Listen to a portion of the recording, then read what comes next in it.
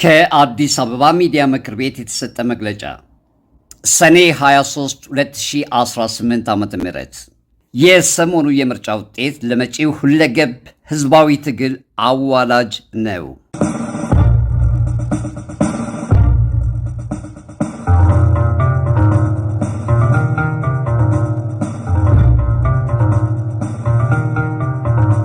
የኢትዮጵያ ምርጫ ቦርድ ኮሚሽን ባለፈው ሳምንት መግቢያ ላይ ባወጣው አጠቃላይ የምርጫ ውጤት ብልጽግና ፓርቲ መንግስት ለመመስረት የሚያስችለውን ድምፅ በማግኘት ምርጫው ተደምድሟል ሲል ይፋ አድርጓል።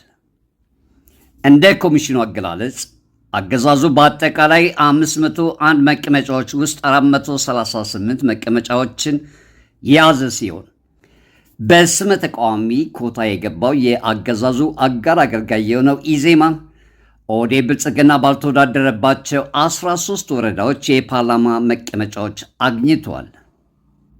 በአንጻሩ የኦሮሞ ነጻ አውጪ ግንባር ኦነግ ለ50 ዓመታት የትጥቅ ትግል ባደረገበት ወለጋ እንኳን ለአንዲት ወገን ማሳረፊያ የምትሆን ወንበር ተነፍጎት ትርጉም ያለው ድጋፍ በሌለው አዲስ አበባ 2 መቀመጫዎች ተችረዋል።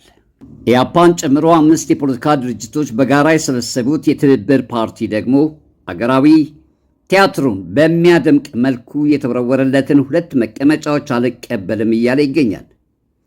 በሌላ በኩል ከ90% በላይ የምርጫው ድራማ ባልተካሄደበት የአማራ ክልል ከስር መሰረቱ አንስቶ የብአዴን ስሪት የሆነው አብን 3 መቀመጫዎችን ተሸልሞ አመራሮቹ በደስታ ብዛት የሚይዙትንና የሚጨብጡትን ግራ እስከ መጋባት ደርሰዋል።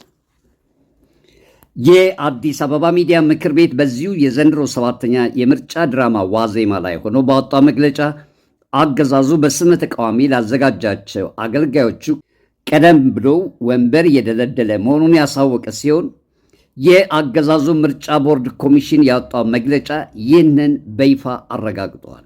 የአማራና ኦሮሚያ ክልሎች በጦርነት እየታመሱ ባለበት ሁኔታ የትግራይ ክልል ፈጽሞ ከማዕከላዊ መንግስት አፈንግጦ በዲፋክቶ ስቴት ደረጃ ላይ ባለበት ሁኔታ በቤኒሻንጉል፣ በአፋር፣ በጋምቤላና በሶማሌ ክልል ገጠራማ የአዋሳኝ ቀጠናዎች የምርጫው ድራማ ፈጽሞ ባልተካሄደበት ሁኔታ አገዛዙን ህጋዊነት ለማላበስ ተግቶ እየሰራ ያለው የኢትዮጵያ ምርጫ ቦርድ ያወጣው መግለጫ ፍጹም መሰረተ ቢስ ከመሆኑም በላይ ቅንጣት ያህል ህዝባዊ ቅቡልነት የሌለ መሆኑን የአዲስ አበባ ሚዲያ ምክር ቤት ለአዲስ አበባና የኢትዮጵያ ህዝብ ለዓለም አቀፉ ማህበረሰብና ለታሪክ በአጽንኦት ይገልጻል።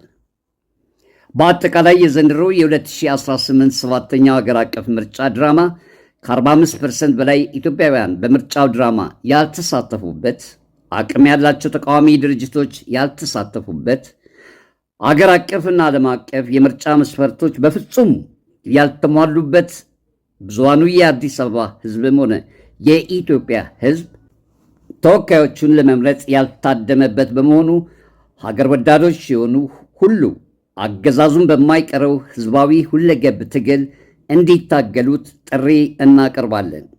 ስንተባበር እንጠነክራለን፣ እናሸንፋለን።